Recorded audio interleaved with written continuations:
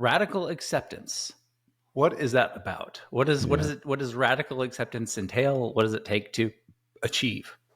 I don't know what it takes to achieve. I'm going to try to find out.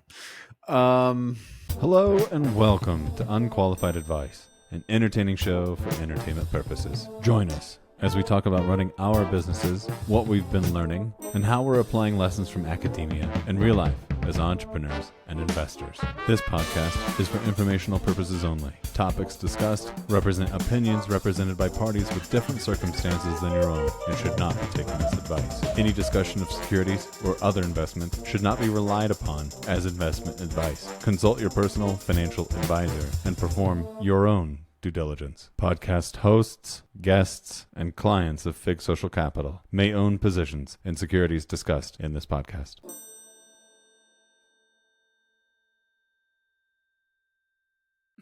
Total failure there. Total fail. All right. Hi, everyone. Hi, Sean.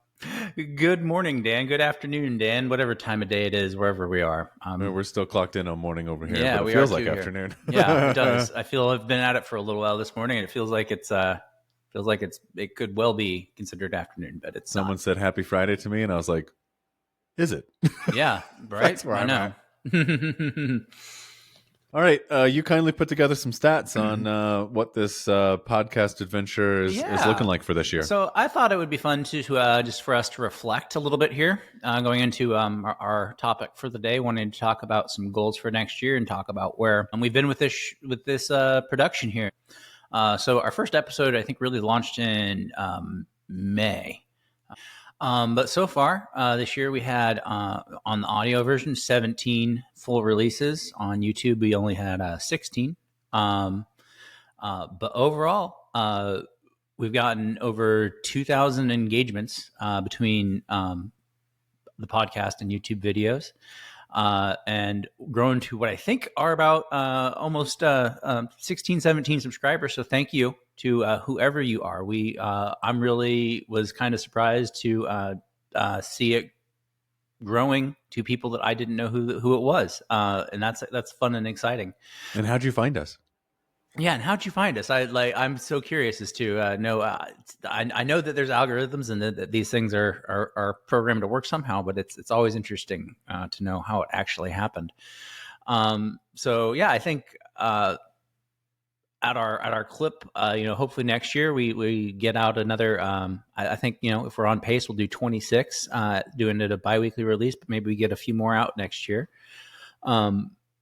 But overall, I just want to say, congratulations on us getting to some kind of a steady pace here and a steady clip, and actually consistency, and hitting some consistency. And thanks, and just a big thank you to everybody that is engaging along for the ride. Yeah, it's kind of thrilling for me personally. It totally is. Yeah. No, it's really wild. This sort of started off as a project of just two friends trying to find an excuse to spend more time together remotely. And then, let's have a little fun and throw it out into the world and get some feedback. Yeah. So, overall, great start for Unqualified Advice, an unqualified success from my standpoint. Yeah. I'm going to stick with that unqualified bit. Well, anyway. with that, looking back at our stats and the growth that this little project has seen, it might be time to look forward and talk about some goals that we each have for ourselves coming 2025. All right. So Dan's got here, good 8 or 9 goals. Are these sorted in any order of importance for yourself, or are they just kind of stream of consciousness? As they occurred to me, I wrote them down. And since no one can read them, they are 1 to 8 words long, single liners. And so these aren't, I would say, like made in a way that are measurable, but largely I think these are broad goals of just how I want to be in 2025. I guess there's a couple of ones that might be more measurable, but we'll get Yeah, there. I was gonna say let's dig into that as we go. And you've done a good job of putting out, I think, more than I have in terms of ideas. So let's start off with actually, You're gonna pick on me? yeah, I'm gonna pick on you. Yeah. But no, if you had to pick your top 2 or 3 things here, so like the things that need to hop out to me are quality of presence being something we've spoken about before, something that you helped define for me. I think last time we spoke. Being a big thing, the strategy J's and me time, setting aside time for those specific things, and honestly, enjoying your weirdness and embracing your goofy self are the ones that are kind of hopping out to me off the top of this page. But what to you do you think are your 3 most important? If you had to say these are the 3 I really want to focus on for myself for next year, what are they? Just listening to you there makes me want to add another one to the list. Quality of presence is definitely like it's at the top of the list. I even talked about it the last time we met. I think this is something that came to me through my coach, and the reason I like it is because it is everywhere all the time, always kind of thing. This is squarely in the unmeasurable category, outside of maybe asking my wife how she would grade me, at the end of every month or something on quality of presence, trying to get some external feedback from the person that I spend most of my time with. And there's another goal in here that I wrote down, said do better at being quote unquote off. And again, I mean, that whole line right there could be, stuffed into quality of presence, right? It's the act of being where I'm supposed to be and not being driven off somewhere else, and therefore ruining my own enjoyment, but also the enjoyment of others in whatever it is that I'm supposed to be doing at that time, right? At work, I work. I don't look at Twitter. When I look at Twitter, I look at Twitter. When I play with my kids, I play with my kids. It's, it sounds so simple, and it's very hard to do as a distracted adult who has lots of different responsibilities. Yeah, and a broken dopamine chain. I was going to say in a world where cheap dopamine is offered to you at every glance, wherever you set your eyes, there's something there to help that could distract you. I think you're absolutely right. I would read that as being, as you said, enjoying your time off. That does seem to like directly relate, and those are kind of I think maybe a central theme is developing here for what you want to do with your mental hygiene, so to speak, in 2024. Yeah, because even looking further here, I've got one line that's a one-liner. It just says focus. Yeah, I was going to say, strategy days. You really could throw this in here. It goes into distraction. It goes into like I'm sitting here doing a thing, but really I'm trying to do 3. And therefore, I'm failing at 3. I have an idea. When you have those distractions, maybe it would be worth giving a little bit of, when that happens, if you catch yourself doing it, giving a little bit of focus to that distraction, and maybe generating a list of the things that distract you and when they distract you, and see if there's any common trends in like these things are the things that are distracting me the most, and maybe they're an underlying analysis of like, okay, this is clearly something I need to deal with because it's eating away into this other time consistently here, and here. Does that make sense? Yep. Kind of like a food log of, Yeah. Yeah. It would. Like, I know that this problem exists and I know it's there. Or maybe it's a common theme, it might not even be a single idea, but it's like, oh man, these things are all grouped around this this circumstance or this phone. Yeah, the phone. Exactly. Well, yeah, exactly. It probably is. Largely, probably. Yeah. If we could, if I could get myself to not have my phone on my hip and not feel completely naked in the world, I think that would be a good goal for 2025. That's actually not a bad idea. That's an interesting goal. For me, it's like I put it up. I fail at this all the time. I'm not saying this as if I do it, perfectly. Putting my phone up on the kitchen counter and just leaving it there. It's on silent. Things after the kids are in bed, I can look at it again. But like, we're doing dinner, we're playing, whatever. The phone doesn't have to enter the consciousness at that point. Yeah. And for me, I would even extend it past just the phone, because the phone is like one device I interface with, but it would be just even unplugging further from interactive interfaces in a way, I think would be, it's cheap dopamine, and it's, I don't know. I don't know what So it you're does going to to you. read paper books? What's going on? I don't know. Yeah, I don't know. That's a good question. I don't know the answer to that, but there's other things. But I think more unplugged time is probably would be a good thing for. Have you At heard least, of dopamine detox? I feel like the term has entered my mind presence at some point, but I couldn't tell you anything else or where. Or I think you can probably imagine how it works. And there's, yeah, it makes probably extremely prescriptive protocols about how to do it right. Or you could just like shut stuff off and try to live yeah. for some period of time. Yeah. Well, if there's not an extremely prescriptive protocol, then how do I know it's working? How do you know you're doing it perfectly? How do I know I'm doing it perfectly? How do I know I'm doing it right? Exactly. Progress over perfection. Amen. Yeah. Amen to that. Okay, so back to me. Yeah, back. Tell me more about myself. Yes. As Jafar said. If I were to rewrite my bullet points here, I would see that I could sort of lump a few of these together into quality of presence.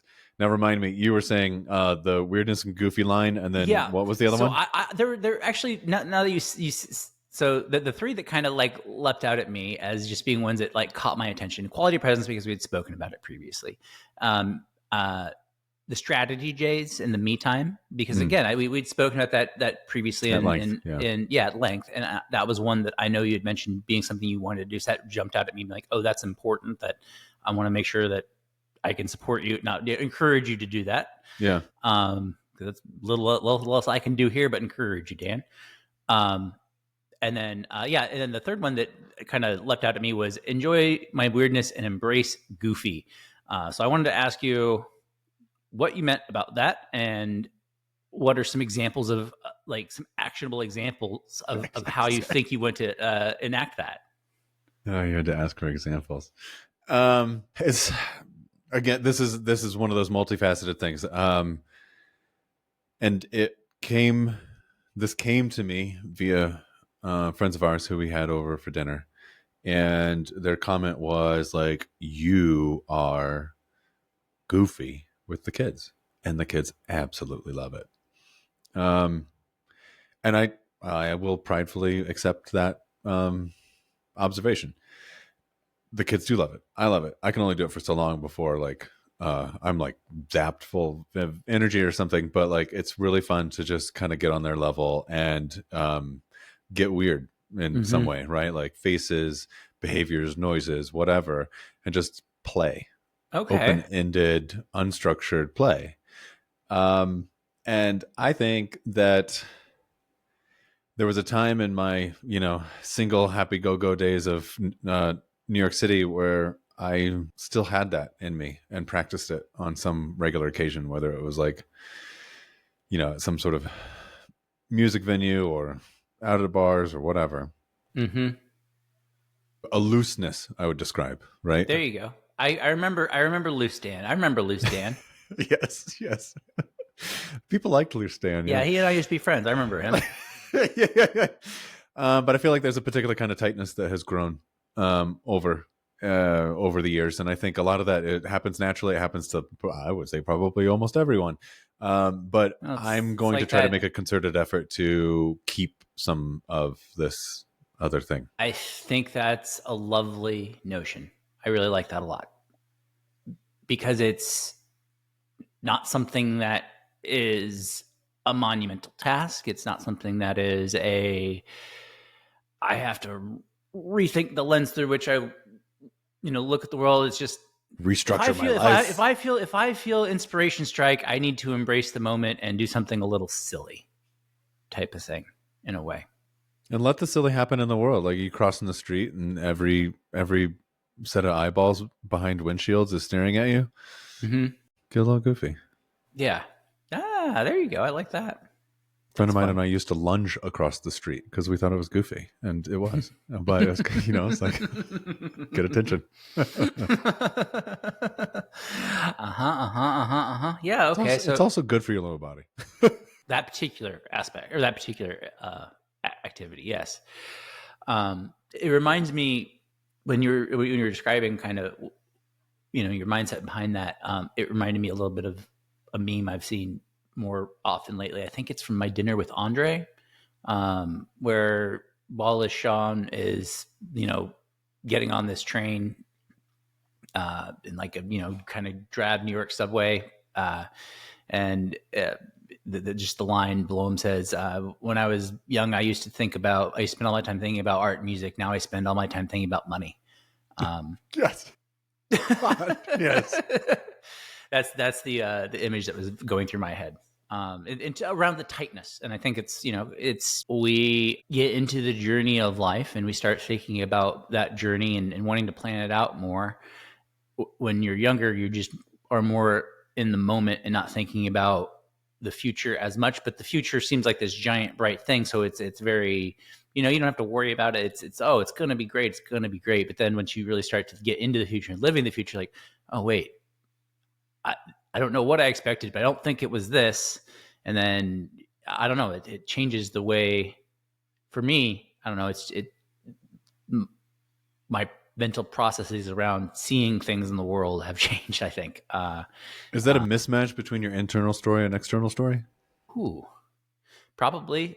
Some of that has to be, right? I think that's what I said would very much align with some of that. Yeah. Or you're constantly updating your internal story too. Let's not be naive. Yeah, but if you're constantly living in a mismatch, like you're never living up to what story you told yourself or was told to you, or some story that's been prescribed to you that you're trying to live out. Or even consistency in the story, being like, oh, this is the story. This is what it feels like. Okay. No, this is, check those boxes. Yep, this is it. And this is what it feels like. Okay. Does that resonate? I don't know.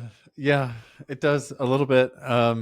Like I'm gonna count one of my blessings here and say that there have been some very stark, distinct chapters in my life. Some have been better than others, but chapters nonetheless. It's not like I went from being someone who was in school, chapter 1, to being someone who was working, chapter 2, and then chapter 3 is going to be like retirement and death. I've got more chapters than that, and I would argue almost everyone does, but it's more about like how are you defining yourself and telling yourself your own story. But I definitely have I've blown up my life a couple times already on like my own doing. And that's hard, and it's also interesting, but I think it messes with this relationship with narrative that we all have. That's an interesting point, Dan. And I think the way you just said that just reminds me of something that's on, kind of on one of my goals is to find more guideposts and punctuation. And I think that's circling around to this and that personal narrative of finding what are those chapters or subplots or side quests that add joie de vivre, so to speak. You've had a week. What ideas have you come up with? Got nothing. Nothing. All right. I don't know. I did think about it. I want to expand the definition. Like we sort of talked about it in terms of, I don't know, travel and distraction and these like escape from the routine. But escape from the routine can also be like reaching a highly defined goal, right? Like that could be a revenue number. That could be a clients closed number, any sort of metric like that. And I think achievement for those of us who are driven, that can be a real guidepost or a piece of punctuation in a year. Yeah. Well, I set some like things of like places where I want to start like enforcing habits that I've been trying to work on for the last year. So I noted down here, I want to hit like this year. I need to go actually sum up what I did. I had an app tracking it for most of it. I don't know. I probably hopped on my bike 50 times this year. Then next year I want to try to double that. If I had to guess, I did 50 this year. I'd like to do 100 next year, which would be twice a week essentially, which is for the most part very doable, except during the summer here, it gets pretty dang crappy and don't love to ride, or in the winter it gets a little chilly. So I think that's a achievable average for the year. And just that, just also getting outside and hopefully encouraging me to explore more areas via bike. I've been just trying to take different routes and see things that I haven't necessarily gone places I haven't necessarily just going always the same path every time.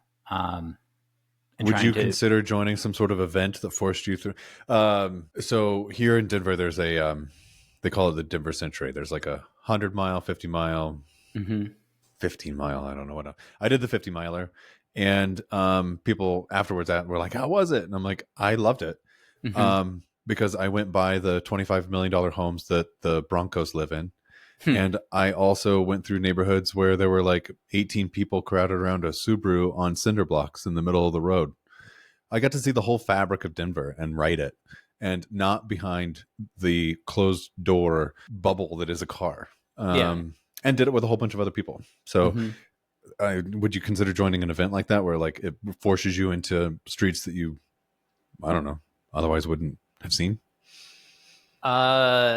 You had me until the whole bunch of other people part. I don't know. Maybe. You can write it solo. It's not. Yeah. I wrote it with a friend, but like. Oh, okay. You're not trying to keep up or anything. Oh, okay. It's just like an event. You know, there's a start and a finish, but everyone takes off at the same time. And I could do that. Finish when you finish. That. Yeah. I was thinking, I've been trying to convince some friends to like hop on the bike and go, do a pub crawl or something like that would be fun. I was trying to set some goals where I can like say, hey, here's a metric I can actually aim for, and basically where I could say, hey, here's a number of something I'm trying to hit, whether in just terms of reps, and hoping that through the reps of doing those things that it inspires other benefits. I think, if that makes sense. So yeah, my first one was 100 bike rides, which I think that should, I don't see why I shouldn't get that. That should be dang doable. Yeah. And then the other thing I said, I want to write 50,000 words this year. That's not like emails at work, like creative writing, 50,000 words, which is, about 1,000 a week, which is. Sounds really doable, but. That's hard. I mean, this one will be a struggle for me. I know this. Yeah. No, that's what I'm saying. Like, I feel like when you break it down to 1,000 words a week, it's like, oh, you could muster that out, but. I mean, some weeks I'll be able to knock out 2,000, 3,000, and then some weeks a month I'm gonna be like, Yep. I agree with you.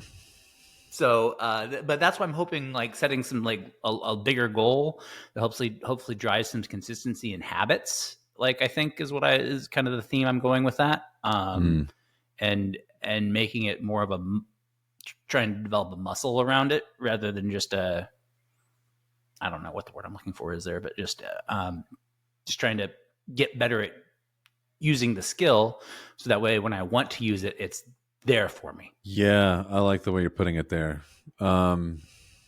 My example is always the flywheel, right? Big heavy flywheels are hard to get spinning, but once they're spinning, you go use that energy when you want, as long as you keep tending to it, right?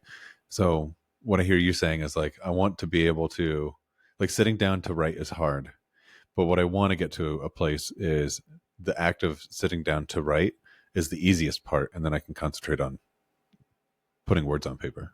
Yeah, very much that.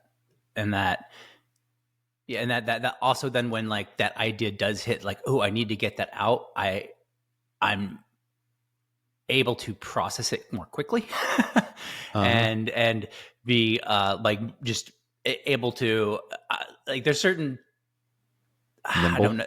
Yeah, like say that again. Nimble. Yeah, more nimble. Yeah, and be able to just more adept at like thinking about, okay, this is the structure of what this is going to look like when I sit down, rather than trying to figure it all along the way. I'm hoping that by more regularly being an act, I'll again develop a sense of A leads to B, leads to C, leads to D type of thing, and be able to see that more going in, so that way I can. I don't know. That's maybe a far-fetched goal, but we'll see. Or a far-fetched hope, but we'll see. I think the goal is realistic. I don't know if the hope of what it'll do is the same as realistic. Well, yeah, that's part. Here's another point of having goals, right? You set something out in order to reach it, hoping there's some outcome that you don't know whether, that's going to happen or not. Yeah. But you get to go find out. Yeah. That's true. So back to your list here. There's a couple more I did want to ask about. So radical acceptance. What is that about? What does radical acceptance entail? What does it take to achieve? I don't know what it takes to achieve. I'm going to try to find out. I think what I'm trying to do is take a little bit of Eastern wisdom and not move towards nihilism, but also not do what I feel like a great many number of my peers and the the world populace is doing right now, which is throwing their arms up in the air, going like, "Can you believe this? Total shock and horror." And this is the event that's making me think more about radical acceptance and then trying to apply it in more areas of my life rather than, there are things that I can participate in and there are things that I can control. Mm-hmm. There are other areas where like I can only do my part and I can't really do more than that. And then there are other areas where like I have zero control whatsoever. So in these areas where I have somewhere between extremely little to no control, I'm going to allow myself all the time in the world to like complain in a humorous way about things, but I'm not going to spend time blaming those things for my misfortunes. I'm just going to radically accept the world as it is and go back to trying to do the things that I can do. And I will fail at this constantly, but I'm going to try. Yeah. There's that old line that they used to teach us back in the day. Grant me the serenity to accept the things I cannot change, the courage to change the things I can, the wisdom to know the difference, right? Yeah. But this is a little going beyond that and even saying, no, I don't know. I get what you're saying. Like you don't want to. I agree with you. It's going a step further. Like I'm not just accepting that it is. I'm like accepting that it is. Like I might consider participating or something to that matter, right? It's like I did what I could, or there is nothing that I could do. This is the world as it is, so I'm going to do what I can. Mm-hmm.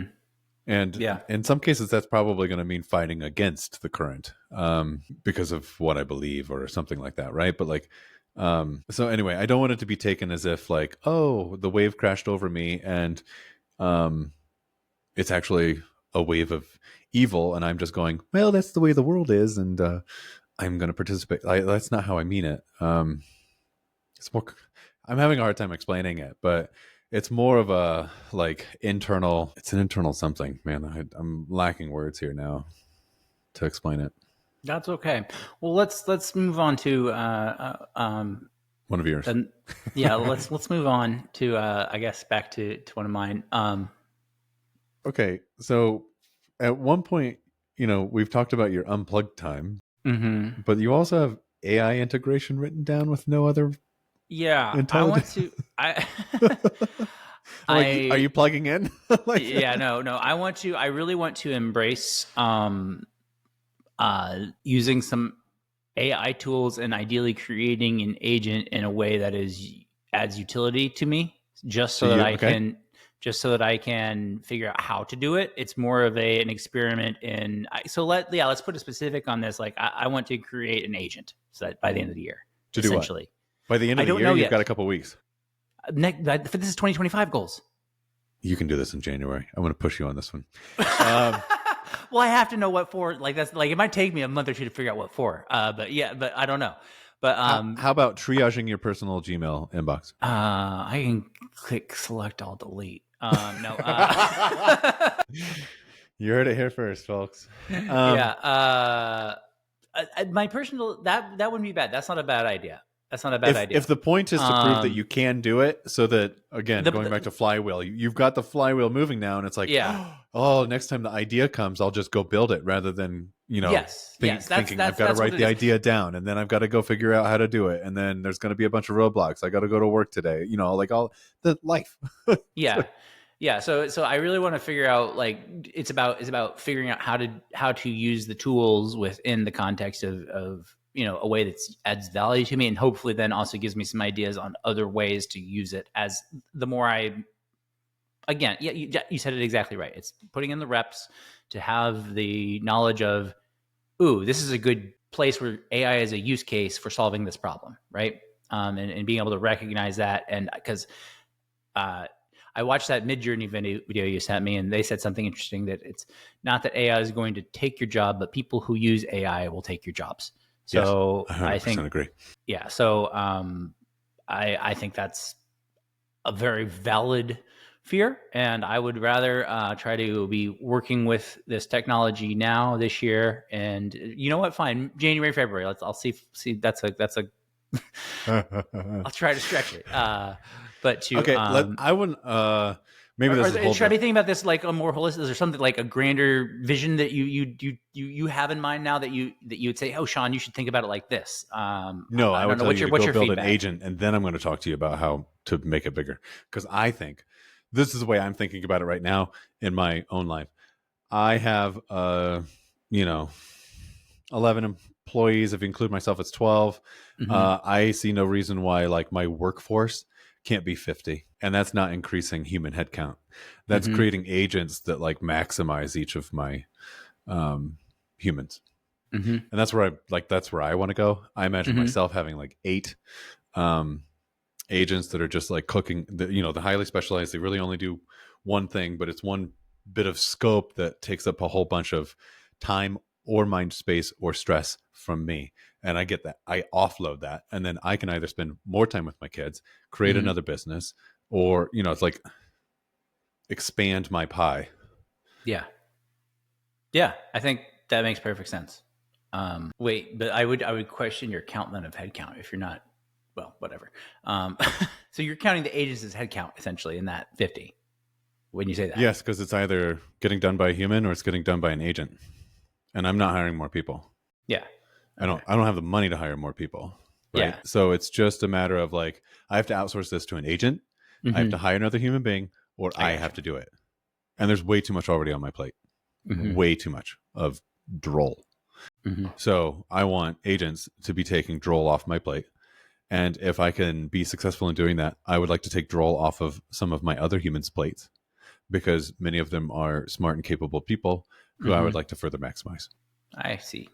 And I would like them to feel that maximization too. And whether they stay in my organization or grow into a different one, that's part of how it goes. Risk and how it goes. Yeah.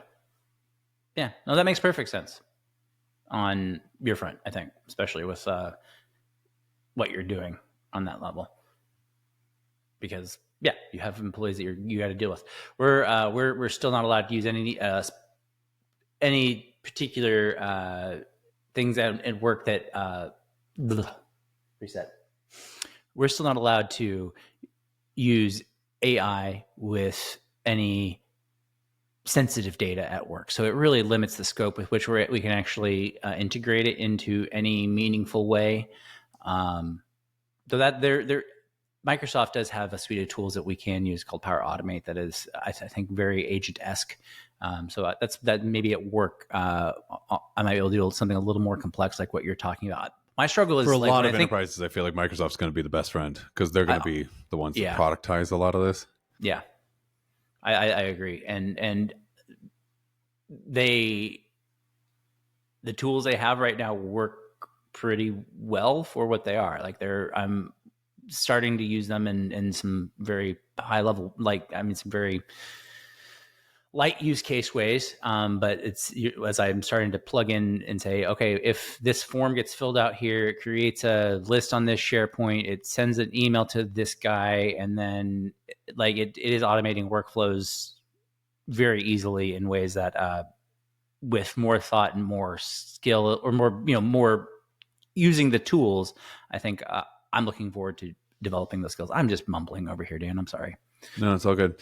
I think I don't think our future is very far away from having like localized LLMs, right? Like the LLM has been built and then it ships to you in a box, and performance would be like pretty much horrible, but you can have a private LLM kind of, right? Yeah. I see that being like the next step, probably not the answer, because more and more people are going to get comfortable with how these things work, or the fact that we don't really know how they work. But like, I remember that with cloud computing, right? And my previous life, it was like, well, we can't go to cloud because then we don't know where our hard drives are. And if someone requests a hard drive, the government, from us, then we won't be able to give them that hard drive because we don't own it. But now all those firms that were afraid of that are in the cloud. It takes a decade or two, but you get there. Oh man, I can't wait for the first investment scandal to break around somebody being sued, an AI being sued because of securities fraud. That's going to be a good one. There's an AI that's already pumping a meme coin. I created know. a coin, right? Yeah, exactly. But can you arrest an AI? I just, I guess not. I don't know. Well, this is going to take us to sovereign individual, because if the AI is being run on servers in the United States, then yeah, we definitely could prosecute that AI. Not that you could do anything about it, but you could prosecute the humans that are in charge of it and shut it down. And then you just turn it on in some servers in Malaysia, and the world has access to it again. But can then you restrict it from accessing like the NYSE, or I guess it wouldn't be the NYSE in that case. It wouldn't be. Freaking meme it's all coin. decentralized. But, yeah. Interesting. Anyway, we're straying from our topic here, but Indeed we are. Okay. So for you, we've got the AI integration unplugged time. You've gone through some of the habit change that you would like to see in yourself. Yeah. And some. Do you want to spend more time talking about guideposts and punctuation in 2025? I think for me, it's just about I need to be kind of. I want to set a more specific goal on that, other than just find more or have. I don't know what that specificity or metric looks like, and the reason I kind of come back to saying like I want to put a number to some of these things is like it's about building the consistency for me, I feel. And if it's just a do more of this, then okay, well, I did more, like a little bit, didn't make any difference. It's you have to understand the repetition of it. Like, but something like guideposts and punctuations was just a concept of an idea, a concept of a plan. I don't know. I needed to spend some more time developing what I mean around that. But any input you have is welcome. What do you want it to be driven by? Think of your values. Because I think one of the dangerous parts about somebody telling you that you need more punctuation or guideposts in your year to appreciate them is that you then put guideposts at, like, the keeping up with the Joneses part starts entering in. It's like, well, everyone says travel's great, so maybe I should travel. Or everyone says that, enter whatever. And then you end up doing those things. And then you find that for you, they're empty, right? Like we've talked about before. I like cars. Most people buy cars and they're going to be empty because of it, right? But I really enjoy them. And there's a very small portion of people that probably derive actual joy from cars. But most people, that's a terrible, terrible idea, is to be like, get your first big bonus and go buy a Porsche. You're going to be like, wow, look at all the other things I could have done with my money that are more interesting to me, Yeah. So where is that? I don't know, Dan. Okay. That's a good question, though. I need to think about that. I don't know.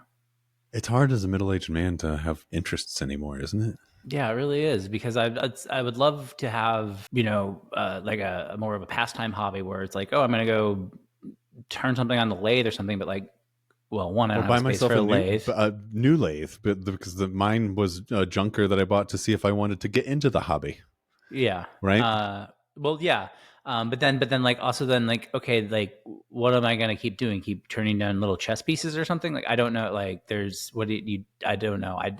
I always get to the point of like, okay, here's a hobby, and then I make this stuff, and then I just throw that shit away. Cause like, like I don't have space for it, or I don't, 3D printer.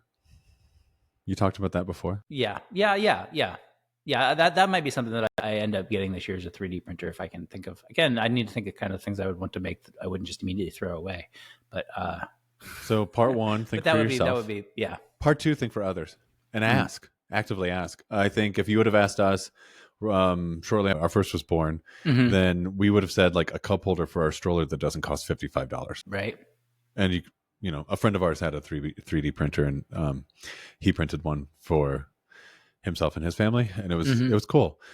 Definitely not something that I would have spent a lot of money on. More refinement was needed, but like it did the job, and it definitely wasn't $55. It was pretty cool, and it was an enjoying an enjoyment process and It thing was for him. about $3 worth of resin plus the cost of the 3D printer, so $1,800 or so. Not bad. Yeah, he was going to buy the printer no matter what. So. This is a hammer looking for a nail. So yeah, exactly. No, I do. That is something I would think I would like to explore this year, is getting into getting a 3D printer and seeing what you can do with it. But I don't know. Yeah, maybe that's a good idea for a tell hobby. me if you agree here, or like identify with this. I've my life has been like my professional life has been in the virtual bits and bytes world from the beginning. But there were portions of it that weren't, right? Like at the very, very beginning, like middle school, I was building computers. That was with my hands, and then setting them up and all that kind of stuff. But as you move into management or bits and bytes or data or so many white collar work is, you stop doing things in the physical space. Yes. And there is something in the male brain, especially, I'll say, that I think desires it. Not everyone, but many has this like lurking desire for it.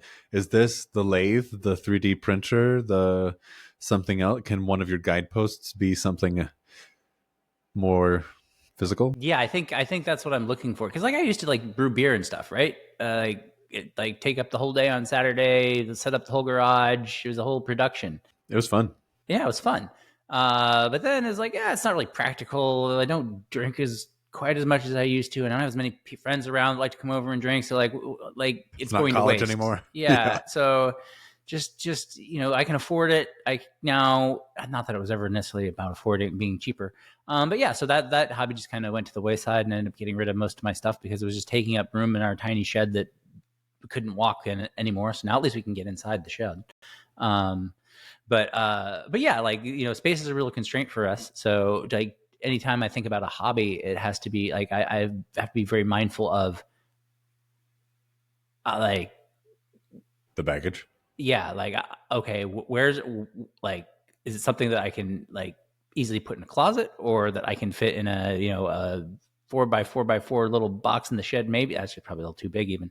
Like I have to be very mindful of that. And then like, okay, then it's going to make stuff. And then where does that stuff go, or what do I do? And then, your suggestion to finding, making stuff for other people is a good angle on that. Yeah, I don't know. I looked to join a makerspace right before the pandemic hit, and the pandemic hit, and that kind of went out of my brain. I think when I was looking at closed during the pandemic because of the pandemic. Yep. So, did the makerspace? Is it still kicking? Did it no. I believe that the one that I was looking at was close here has since closed. So much value destruction. Yeah. Well, I get it, but yeah, it's remarkable. Yes. Also, certain things I don't know how valuable they were. Yeah, I recognize that too. Yes. It destroyed this. Yeah, that was going to die anyway. It just kind of set it up another 6 months. There's this store. There's a store that wasn't far from us in Kirkland, and Kirkland is an absurdly expensive place. Anyway, and there's this like, I won't dial in on it. There was a store, probably many like this. There's probably at least one in every single town. This business isn't. I mean, it's probably losing money, right? But there's some, these. I'm painting a caricature. The roles easily could be reversed. The guy makes like $750 a year, being an executive at Microsoft or whatever, and the wife concentrated on the kids, and then the kids are, much more independent, and she wants a project, and then they like make the store, and it's really, really cool. It is a good piece of fabric for the community, is my point. Yeah. Right. But it isn't like the going concern that it probably could look like from the outside, or those of us who aren't like practiced in business think it's like, wow, it's amazing that is making it here. Just because it's open and exists doesn't mean it's actually a profitable venture, or like, a lot of these things are passion projects, or retirement projects, side projects, or that it's open and functioning, but they're not getting ahead by any means. They're, floating on debt or credit. Yeah, There's a lot. or it's just a project. It's a project, and Yeah. it's their form of giving back. Yeah, they don't even. Some It's not. people would It's not call even it. about. Yeah. That's a good point. Yeah, no, It's not even it's like about something that they want to the see and money. manifest in their community. Awesome, cool. Yeah, those are great. They are great. Yeah, but like that makes me think the makerspace, right? Total. Yeah. Likely a passion project, and Yeah, exactly. It's too bad to see those things go. yeah.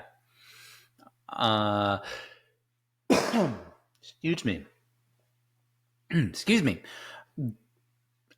Anyway, so I think you've given me some good things to think about and some ideas to consider here for 2025 in terms of ways to shape up some more guideposts or I'm actually just going to add down creation hobby, physical creation hobby. I like it. I have digital creation hobbies out the wazoo. Yeah, everything I do, it's like, oh, cool. There's another number on a spreadsheet somewhere. Yes. Yes. Yeah, the only virtual number I really care about is my bank account. Like, can I make that number go up? Just like a little bit more cushion from, the pressures. Exactly. But other than that, the rest of it's just sort of like. So, yeah, the rest of it is just very much whatever. Some days, right? Some days I don't want to. Some days, yeah. not all the time, but yeah, some days. Well. Or even that, some days that's like just whatever. Whatever. Doesn't matter what it is. Well, I'll take this and say like sometimes you have to know that there's like the one KPI that you're really going after, and the rest of it you really have to question. Like, am I doing this to move the KPI, or am I doing this because it's like the thing that I've been told to do, think I'm supposed to do, have been conditioned to think I'm supposed to do? It's like start questioning. The abnegation of self is the word that comes to my mind with what you just said, which is like giving up your own goals for what is that? Abnegation. Goal of the whole. Abnegation. The act of renouncing or rejecting something. Self-denial, like denying yourself for, that's probably not the right word, but I don't know. Word popped in my head when you were saying what you're saying. Denying yourself. Mm-hmm. So like denying your truth. Yeah, like denying yourself of something. Like basically saying for what? Like, yeah, but like I guess the way I was thinking of it, like the way I've heard like people have said, like I'm abnegating myself for what my parents wanted. Like I'm denying myself what I want for the sake of what I think these other people want or what these other people have told me they want is what I guess the phrase that was coming, or the usage that was coming to my head. Yeah, that's fair. There's a lot of that behavior. Mm-hmm. Yeah. Right. It's like giving yourself the permission to not do it. Mm-hmm. Mm-hmm. Yeah. Because also then it takes the risk off, right? It's like, oh, well, I'm doing this because somebody else said to do it, and then I'm not happy, but like, it wasn't my risk. It was somebody else's decision. Like, I think people that don't know what they want very often follow that path and they blame others, but really it's just they also never themselves sat down and thought about it. Yeah. So if you feel like you're being denied or that's happening, then you might want to really take an introspective look and say, is it really something external or is it internal where I'm not recognizing that I could make a change in these behaviors where I'm constantly doing things that I think are for others and do something that is for myself, but also possibly beneficial to others. It's not all zero sum. Mm-hmm. I want to get back to your last couple of points here on your goals, Dan. Okay. That one, aspire to optimism. I noticed it was a link to David Deutch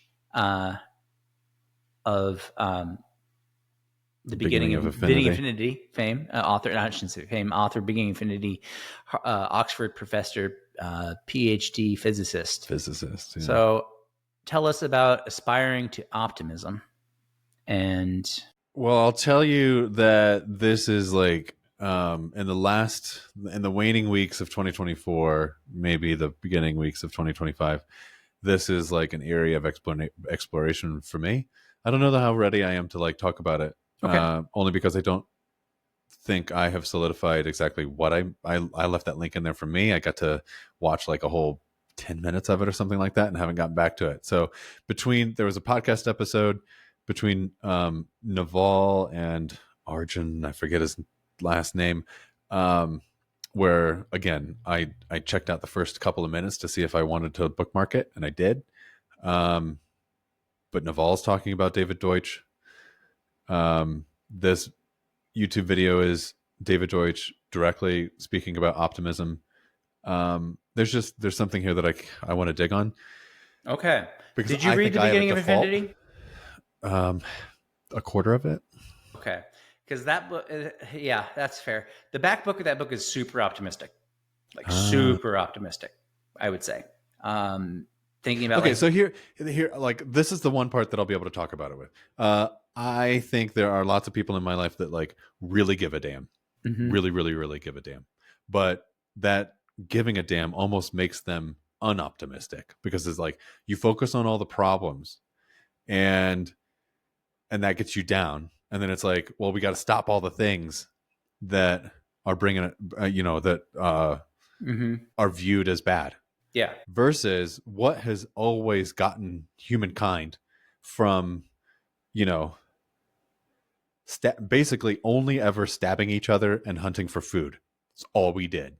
Versus like actual creation and movement of, atoms to bits and bytes to, feeding the planet of 8 billion people or whatever. It's absolutely absurd that we're able to do this. And under some of the most peaceful years ever. More of that, please, right? Ingenuity, problem solving, looking at things with a glass half full of like, well, that is a problem, but how might we fix it? That fits really well with your acceptance, your radical acceptance in a weird way. Because acceptance of the problem, saying, yeah, that's a problem, but also then saying, but we are still moving forward. It's we're human. It's the Hans Rosling factfulness aspect as well, of like we're still progressing forward. We're still, even though things aren't perfect, we're still getting better. And so I'm going to accept that things aren't perfect. I'm going to be acceptant of that, and then be optimistic that in time it will get better. It's like kind of you have a nice little symbiosis going on there, for what it's worth. Yeah. So this is probably going to be whether this works out as in like a thing that I have fully been able to like march to in my own life. I imagine copying and pasting a couple of these like every single year until I die. Yeah, right. That's probably true. Yeah, because some of these will just always be a challenge and always be a struggle. Man, you're making me realize I haven't done this. Well, it's like a base rate, right? Like, you're born with a certain chemistry and certain biases and then whatever. And so then you've got this like set of stuff. And if your base rate is not quite where you want it to be, or you don't think it's quite adjusted to how like reality is in the world or something. So you got to create some mechanism to keep pulling you in the direction that you're hoping to go. Right. Okay. Because, the base rate in, economics or something like that, that just might be like it just might be unmovable. It is the base rate or something. But with us, I feel like we're much more plastic than we give ourselves credit for. Some of us. Plastic than we give ourselves. So you meaning we deform? Don't go to work on me, Sean. No, I'm sorry. Like plasticity, like you elasticity. Elasticity. No, plasticity of the mind. Like this is growing neurons, growing new connections. Okay. For a long time, everyone thought you can change and shape. You can reshape. You can reform. Plasticity stopped at 22, but in fact, that's not true. Okay, yeah, I got you. So you can change and reform. It's not that you can flex or bend, but you can. You're able to constantly some construct in your mind. You still have plasticity around changing it. It's not like a real world base rate. It's yours. I got you. Yeah. I don't have you, but I think I have you. If that makes sense. I got to work on my communication. God, you got to work on my understanding. See, this is why we're a team. Yeah. Okay. So there was one last thing on your list that we didn't touch on, and I'm realizing maybe this would have been better. I don't know if this is too dark to sum up with here, but can't save souls in an empty church, and I don't know what you mean by that. Yeah. Well, I mean, I feel like this is our.